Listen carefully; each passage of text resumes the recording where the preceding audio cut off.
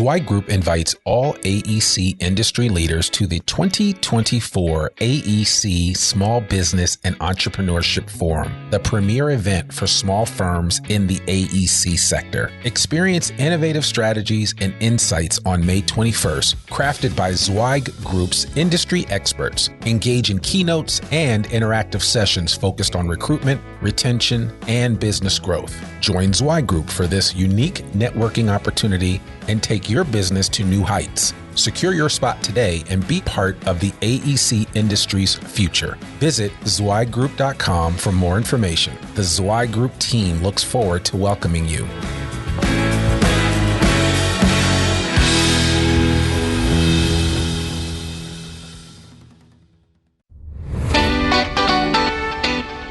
Welcome to the Zweig Letter podcast, putting architectural, engineering, planning, and environmental consulting advice and guidance in your ear. Zweig Group's team of experts have spent more than 3 decades elevating the industry by helping AEP and environmental consulting firms thrive. And these podcasts deliver invaluable management, industry, client, marketing, and HR advice directly to you, free of charge. The Zweig Letter podcasts, elevating the design industry one episode at a time.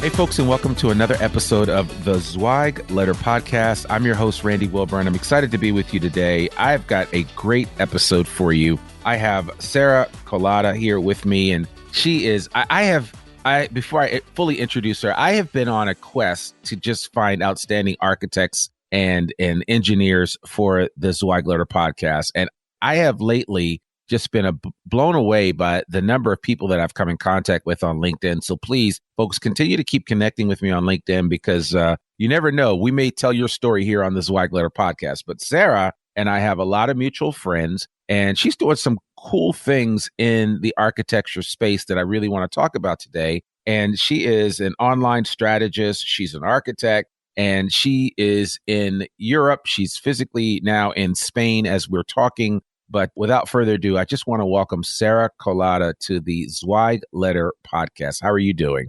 Hey, I'm very well, thank you. Been looking forward to this.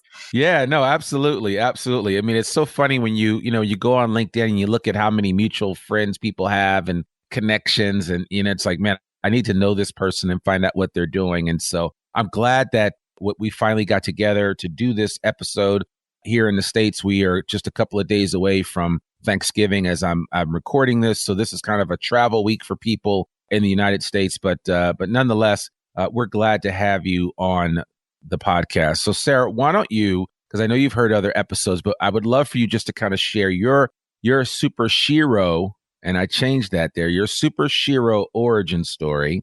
And I would love for you just to tell the audience a little bit about who Sara Kolata is. Sure. Oh, well, it's really hard to say where it all started, really, because it's little things that kind of evolve through life that make you realize what you're really meant to be doing, But I would probably say that the biggest kind of breakthrough for me was when I did my first internship in architecture. And it was like this dream scenario. I went to China, to Shanghai to do it. And I worked for quite a big practice that was collaborating with Richard Rogers and other huge practices. And we're doing a lot of master planning. And really, it was a dream. But I ended up just sitting at the desk for hours and hours, drawing tiny detail into plans. And I was like, what's happened to the creative part of architecture? Why can I not understand how the business side of things work? Why can I not meet the client? And what is going on in here? And I think that at school, I never really thought about how the real life experience is going to look like. And it was a bit disappointing because I'm a very active person. I love working with people. I love working through talking and connecting and networking, and sitting at that desk for 8 hours on end, and just drawing on AutoCAD was like literally the opposite of what it was everything I didn't like about architecture was this AutoCAD thing, Yeah. So, and at the time as well, I think it was this, every one of us kind of in life has this moment when we start to like really evaluate what matters. And I started to realize more and more that as much as architecture is fascinating and it's creative, it can also contribute to a lot of different things, like, like misplacing indigenous people, or perhaps, not supporting people in need or whatever because of, of the sort of purposes that it's facing. And I did unfortunately work on these projects that were like multi-million-dollar investments.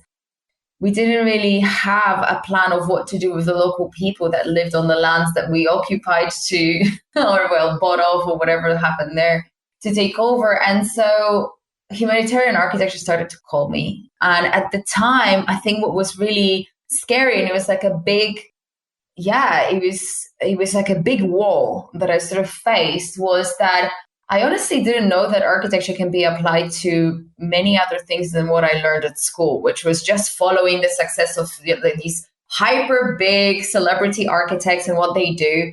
And so when I started to realize that perhaps I want to do something different, I didn't really quite know whether there was an application for me anywhere else. And so that was scary. And I think it was the first time when I sort of started to experiment a little bit more with my pathway in life and say, could I do something different? Is there a place for something like that? And could I make money from this? I mean, yeah. And shortly after, I graduated and moved to Berlin for a little bit, and then eventually ended up getting a job in a charity in Guatemala. And I moved there to work on the dream idea of helping people through architecture. And it was great for a few months until I realized how the charity worked, and that there are a lot of principles, like sustainability principles, were not followed. And the way people were helped was, again, like sort of, they were given bread instead of being taught how to make bread. You know what I mean? Right. So it wasn't really sustainable. And at that point, I was really frustrated. It was like maybe 3 years after I graduated, and things haven't been really like working out perfectly. A lot of people, my friends, worked for big companies in London because they graduated in London, right? And I was in Guatemala, like stuck, not really making much money in that charity. And also, again, not fully working on those sort of type of projects I wanted to work. And I think that frustration just led me to start my own project. And it all started by finding a need in a local community. And then we evolved into helping more and more until we started to build like public buildings, a clinic, a library, a school, and then a bunch of disaster relief projects, as well as housing. So that was like a 6-year journey. And in that time, I really got to experience what it meant to run a business in architecture. And, like I have not thought about what I'm really signing up for until I was already in it. Because what led me to it was just a bunch of frustration about things that were not really like quite aligning with my values. And then eventually I find myself in a place where I kind of create my reality and I'm serving the communities just the way I wanted to. But unfortunately, here it is, running a business. And yeah, I guess like every startup in architecture, I faced the big sort of issues that were there, which was, how do I manage my money flow properly? Architecture projects, they have a very funny way in which money comes in and out, and like they're kind of happen in processes and cycles. And within some cycles, you make more money, and other cycles you lose money. And I didn't know any of that until I found myself in it. But of course, I couldn't do it all by myself. So I had a team that was working for me. And we had fundraisers and we had an engineer, because most of the people were not fully qualified architects. So we needed someone to sign our plans and help us get permits for buildings. So we worked in a bigger team. And I kind of managed everyone. And out of a sudden, it was that kind of responsibility of being a leader within that organization, and to think about, people's livelihoods being dependent on me, on that monthly check. And knowing their families and everything. So I just couldn't face a possibility that I just won't have enough to pay the salary. And that's really where I guess the like grown-up game started. And it wasn't easy to navigate. And that's kind of where I realized how little I knew about business. I thought I didn't think about all the intricacies of that. And And I was still quite young, about 29 at the time. And I thought, hey, actually, it's probably worth it to study business and marketing. Why not? And today, in the digital world, we have a lot of possibilities to learn online. So that's how I started. But then I also traveled to America and learned more there. And throughout seminars and webinars and conferences and all these different events I attended, this idea started to form because what led me there was a huge pain and a struggle, a real struggle, and a sort of sense of responsibility and a fear of failure as well. And I just thought, is this happening to every single person that starts a business? I mean, I understand that a lot of architects traditionally work for many years before they start a business, but working for another architect doing architecture projects and being a senior architect in a firm doesn't actually mean you know the business side of things. And a lot of times I know for a fact that it doesn't. So it was like, okay, is this just me or is this happening to more people? And then eventually I started to sort of connect with more and more people, individuals that work in this industry, marketing, business development for architects, and looking into training and leadership and networking. That's also how I actually came across Zweig Group and met Mark Zweig and also Chad and a bunch of other people who work for the company. And I really love what these guys are doing. It's been a really great role model, I think, when I started in this business as well.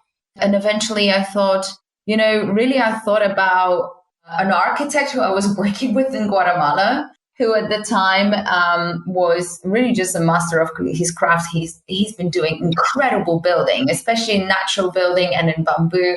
And his name was completely unknown. Like, didn't even have a website. I mean, to the point where if you didn't know who he is to contact him, you wouldn't know that these projects even exist. And I thought, how can this be? I mean, this guy, not only he should be acknowledged, but also he could teach so many people around the world how to build in bamboo, And I just thought, could I help with what I've learned, through digital marketing and business development? Could I help people like that? And that's kind of how it all started for me to move into coaching and consulting in architecture. Wow. Well, that's a great story. I really like that. And, it's funny because what I'm hearing from you is not uncommon, right? When people, I don't care, male or female, when you come out of architecture school, you're not adequately prepared to handle the rigors of running an architecture firm, right? I mean, you just don't know what you don't know. And none of that really is taught in architecture school, nor is it like we always talk about how in civil engineering programs or in engineering programs, they don't teach project management. They don't teach any of that. You just kind of, that's more on the job training. And that is something that I hear over and over again from people that I had no idea that I didn't know this stuff and that I would not be adequately prepared. But that's why I think, personal and professional development in the design industry space is so crucial and important. And I think what you're doing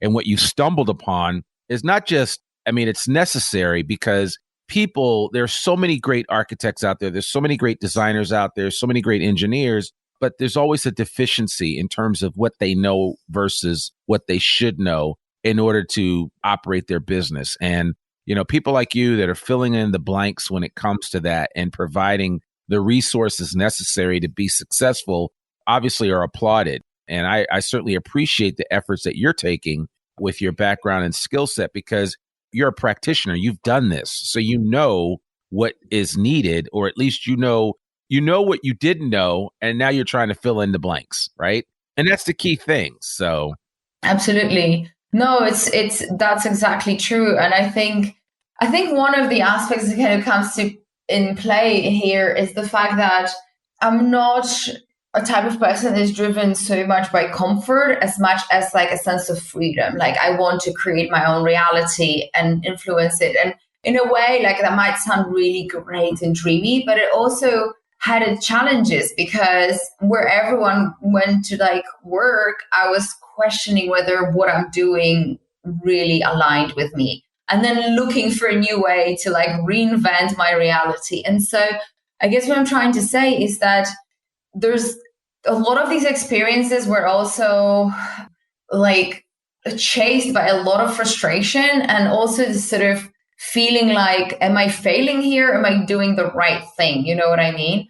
And really searching for meaning. And I think, thankfully, I did it in my 20s where I also got to travel and things like that. So I look back at it as this times of like finding myself, partying around the world, and getting to discover what I really wanted to do. But I think it made me in some sense. And I think that transition of from like working within an architecture practice to being a business owner happened through a lot of years for me, to the point where now I work with people that do these transitions. So I can definitely resonate, but it's been many years ago for me to make that sort of transition. And there are these two worlds, like being employed in an architecture firm and, you know, following the sort of path of getting another job or becoming a senior architect in a company and getting promoted, or starting your own business, you know, which, to be honest, at any point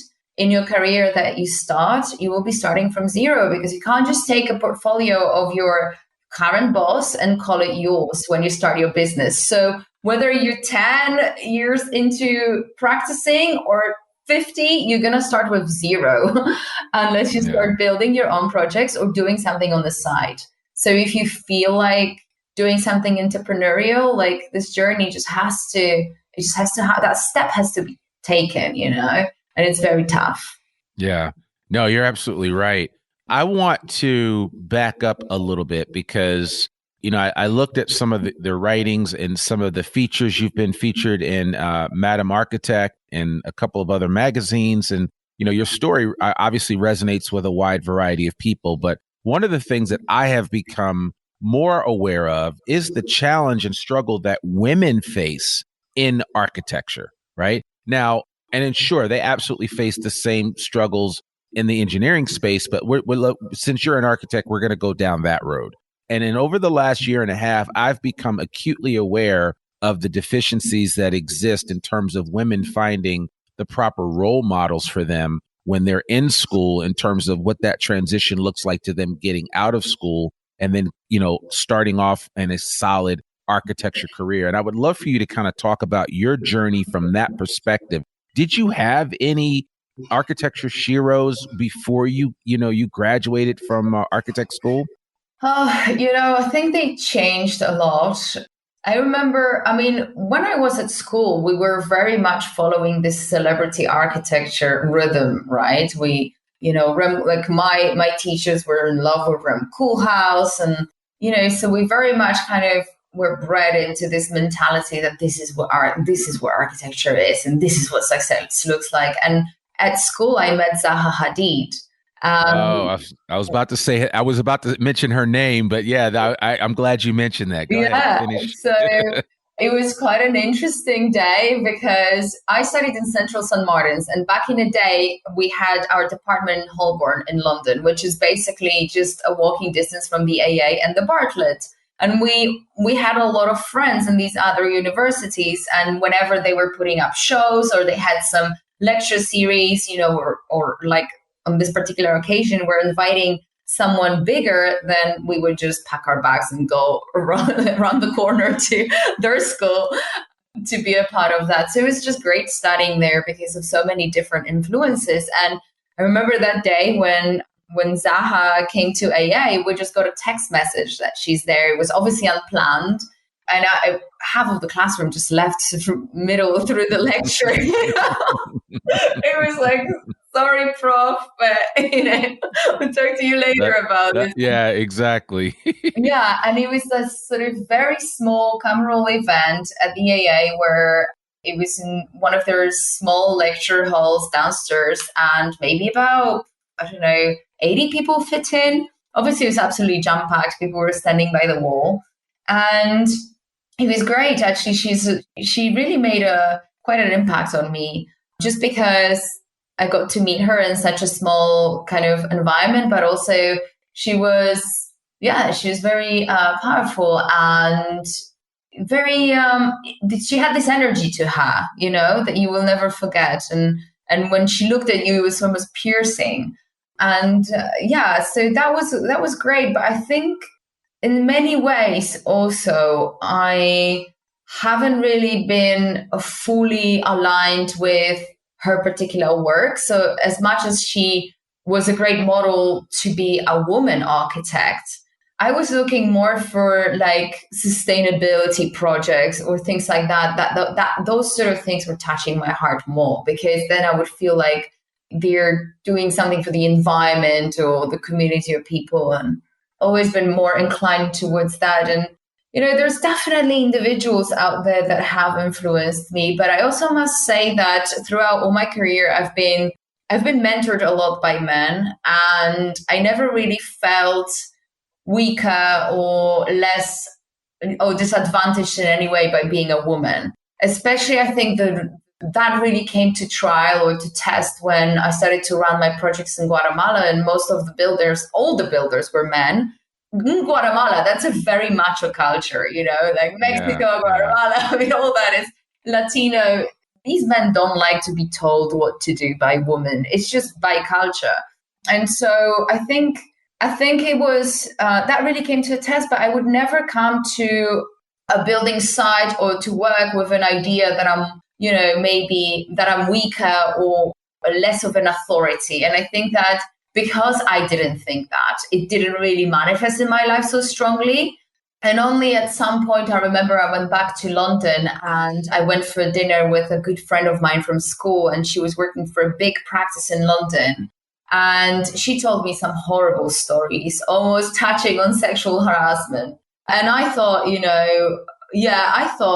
wow, I can completely understand what it means to be a woman in a practice and in architecture. But somehow, for me particularly, I think I've been always surrounded by people that were very generous with the way that they coached me and in my process, and I never really felt disempowered as such. Yeah. And was that one of the inspirations for you to do Sheroes of Architecture? Yeah, it was. I mean, I generally think that we don't get enough voice in our industry. And, when you look into topics of starting your own business and being an entrepreneur in architecture, we face many more challenges. And that's not just for business owners, that's actually even for women that work. Why? Because, first of all, we are mothers, right? We grow to be mothers, or we are mothers, become mothers. And it doesn't always get the recognition that I think it deserves. And I think that internally we struggle with that a lot. And so creating a space where we can talk about this as women in the AAC industry is very important. And to be listened and heard and to be able to feel understood, but also be given advice so that you don't feel alone.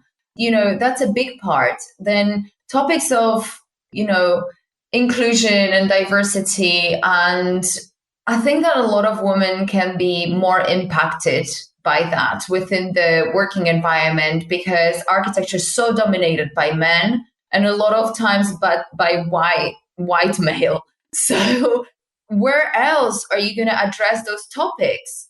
And so not just for that, but mainly for the idea of creating a place where we can come together and talk about that, and also showcase leaders in architecture, women that are migrants that work at the AIA, and women at leadership positions, like my really dear friend Simone de Gaulle, who is a current treasurer for the RIBA, and having women of different backgrounds come in and talk about how they started businesses and how they've been developing their architecture practices, or even, how to manage stress and that sort of stuff. So we try to cover different topics at Sheroes of Architecture, and it's definitely been an incredibly gratifying experience. I felt very connected to the participants, and I'm still in touch with a lot of them, some of whom became my clients. So we developed really, really beautiful relationships, working together till today. So that's already like 10 months. So I'm very much looking forward to the next Sheroes of Architecture. We're definitely going to host it this year. And yeah, and hopefully we're gonna sort of spread the word globally even more so and get more participants, because it's a great community and really interesting topics covered as well. Yeah, and again, I'm excited that you were able to do that. I know Zweig Group has done the Elevate Her program here, and there has been such a movement to the diversity, equity, and inclusion space in the design industry, right? When I got involved with this industry in '97, that wasn't anything that we ever talked about. And, even as an African American, I didn't see anybody else that really looked like me when I would go out and consult with these different firms.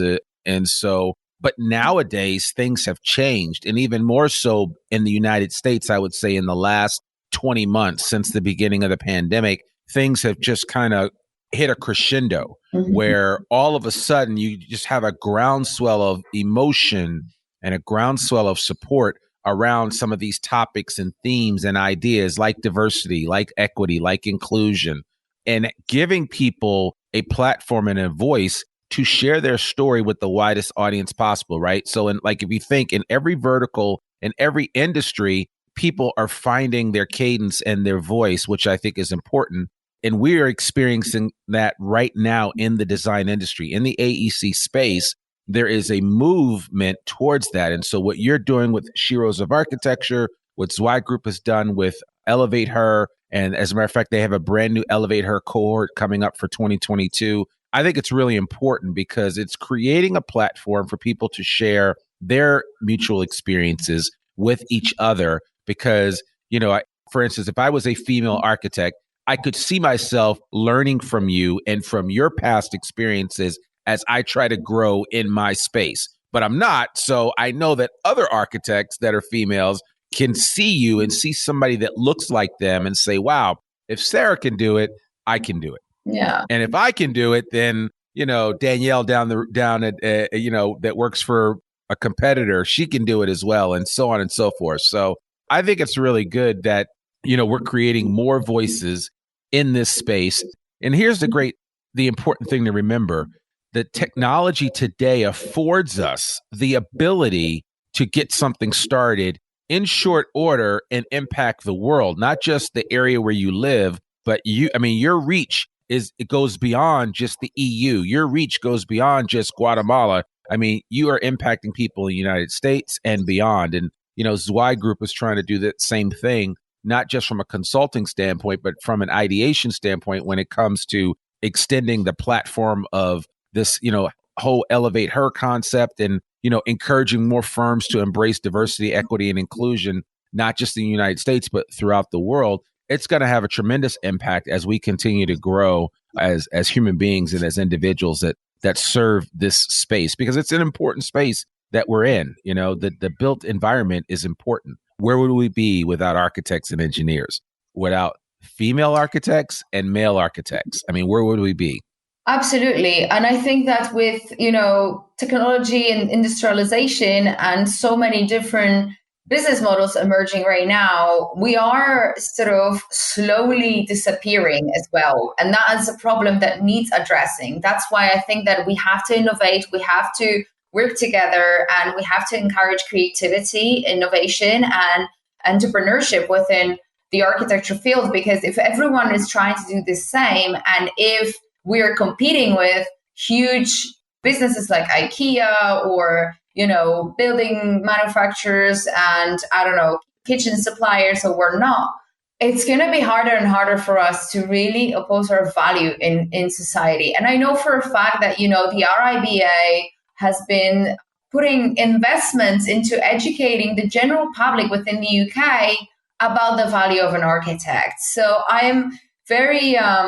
and I have actually also a podcast that I run with Simone de Gaulle. It's called Value of an Architect. We love to talk about that because by value alone, you can define so many things. It's like your internal value. It's your value in community. It's your value in your work environment, your value as a leader, as a supporter, as a coworker, and a value of different tools and things that you can learn from, and the value of your design and your communication and how you sell yourself and everything. And if you look at it, it's all those things that play a part in us being able to survive and help help architecture industry thrive in the respect that we're thriving, right? That we're doing well. And I'm just mad at the fact I really wish I remembered where it was, on which Instagram, but someone did this study where they put up this beautiful graphics on Instagram in their stories. And it was just like kind of a tour around the world showing you how much an architect makes in every country. And it was wow, I'd love to see that. I mean, it was like shocking. The money that on average an architect would make in like most of the countries were comparable to like a waitressing job. And in some respects, having less responsibility is actually quite attractive. So why have so much responsibility for people's life, for huge projects, for like insurances, I don't know, lawful stuff, whatever. And multiple years of school.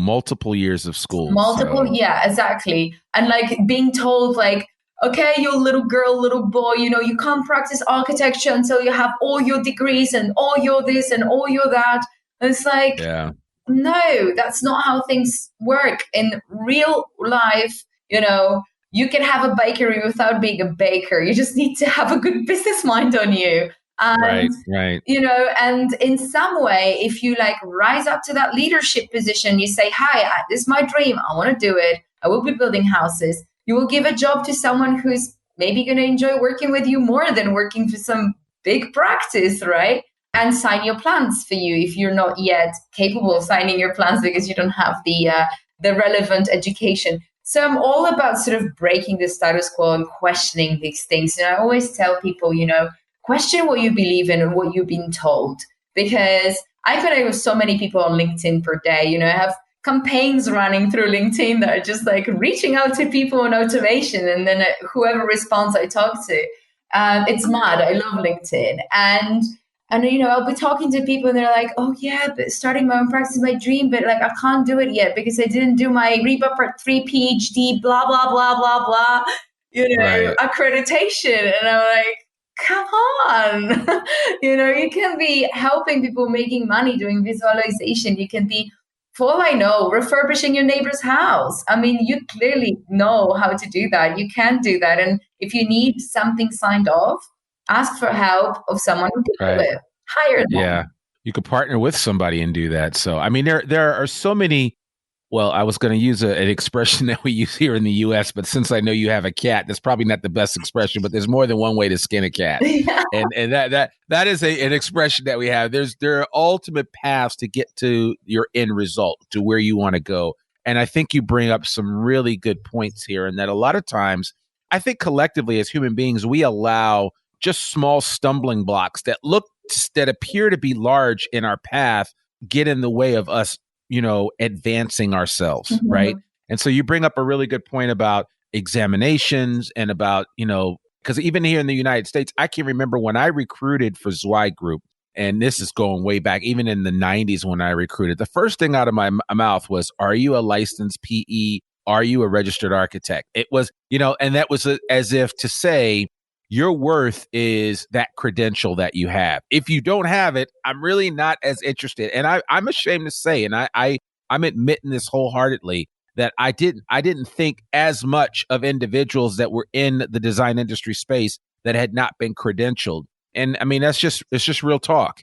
Oh. And now I look at it and I'm like, how stupid was I? Because I've met some amazing designers, both engineers and architects, that barely finished school and don't have any credential behind their name, i.e. a license, but they are still outstanding designers. And I think we have lost a lot of people in this industry that have just gotten burned out because of that and because of the lack of recognition.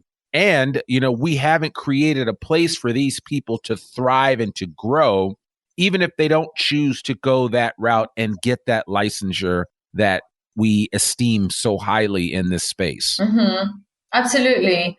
But I also think that, it goes both ways. So obviously your position was to be a recruiter. And as a recruiter, you kind of follow a standard procedure. However, I think that if you met someone determined that would approach you perhaps in a bit of a different scenario and talk to you and allow you to get to know them a little bit and show you a character, and be also suitable for the role, you could consider to break your code. Because sometimes, and I think more often than not, business and everything that happens around us, it's all about people and about relationships. And if you connect with someone, and especially even more so if you can quite clearly present yourself as valuable to someone, then that person will by all means want that value. It's just how it works. And so I think that it's very important. And I think globally as human beings we suffer from this sort of self-saboteur, not good enough syndrome. So it's quite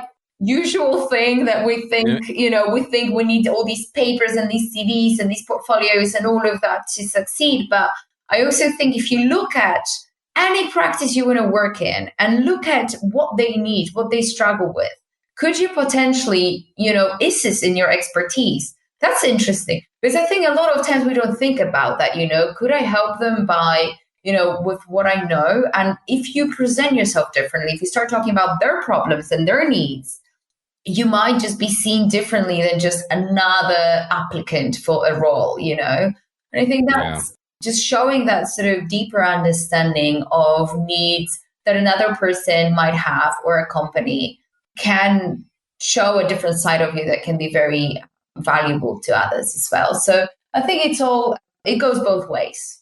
Yeah, it does. And like, as you said, as you alluded to earlier, imposter syndrome is real.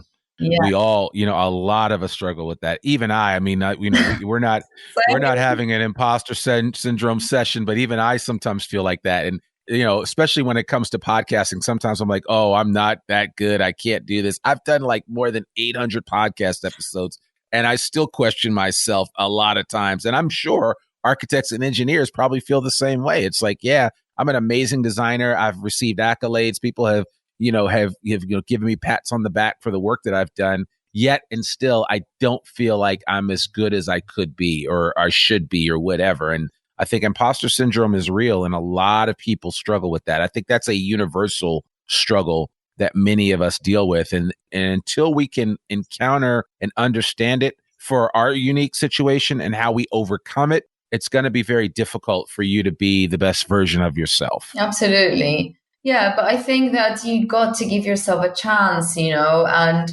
that's what I keep telling myself, just it's easy to compare. It's easy to feel like you're not doing great, but you have to give yourself a chance, because life is worth living and it's worth giving your best. And I think even if we fail and maybe look stupid in the process, so what? At least we tried. A lot of people don't even do that. So I think it's important. And of course, I mean, there's a lot of other things that come to play, like mental health, or I mean, it's a lot of things. But I think it's just taking control of your life and having dreams and going for it. It's very much about personal journey, and that's what I always say. Mm-hmm. Like my business and the way I work with people, and the fact that I'm even here is really nothing else but an effect of a personal work, personal journey, sort of like almost a spiritual quest that I've been on. And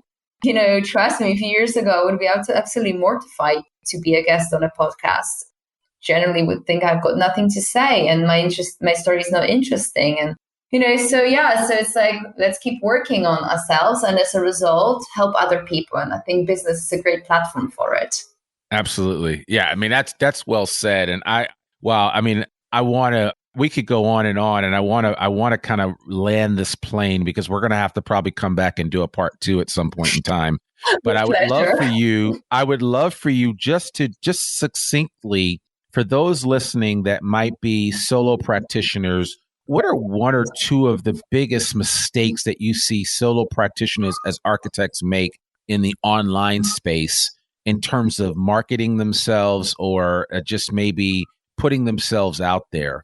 Because I know you talk about that and you give people advice in this space, but what would you say are the one or two things that solo practitioners in the architectural space need to be thinking about more, or even smaller firms, right? They could be a 5 or 10 person shop. And, I always say that the design professionals that I've encountered have a hard time highlighting all the great stuff that they do, but I'd be curious to know what your thoughts are.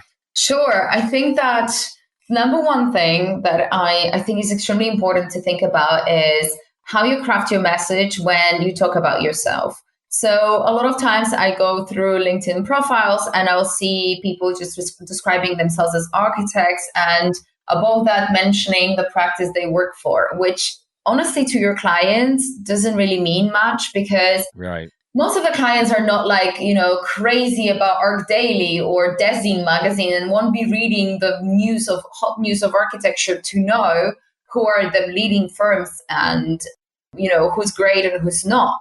So you want to be approachable and you want to be relatable. And I think it's not easy, but it's like probably the best marketing advice I can give is try to communicate relatably and approachably.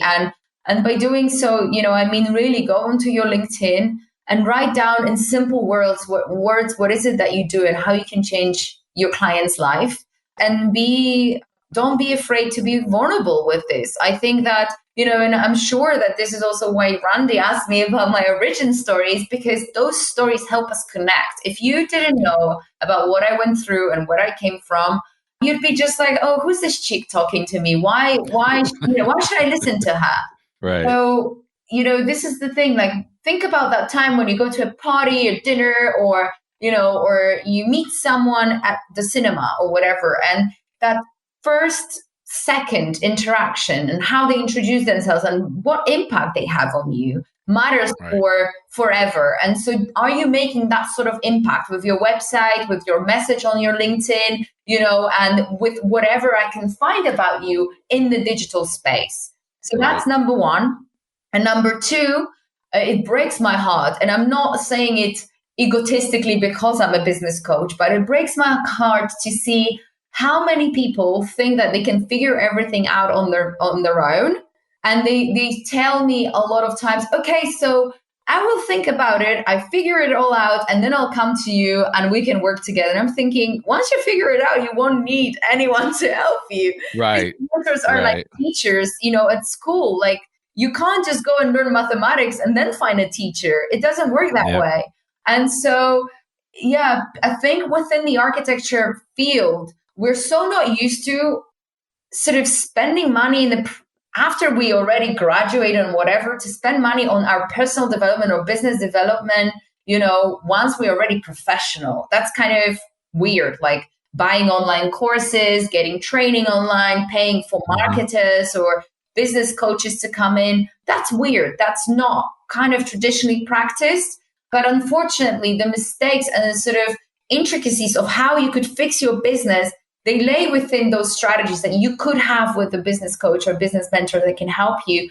Instead, a lot of times I find people say, okay, I'll figure it out. I need to think about it more because I don't really quite know what I want to do. Well, that's what we're here for. We're here to hold you by the hand and bring you clarity. Like, we work with so many different tools to help you figure out what you want to do exactly. Instead, you'll be repeating the same pattern that gets you nowhere because you don't know how to ask the right questions in your business. And so those two things, don't be afraid to ask for help and actually hire someone, to bring some value into your business and take you to that other level, and think about how you communicate your value and your message to your audience.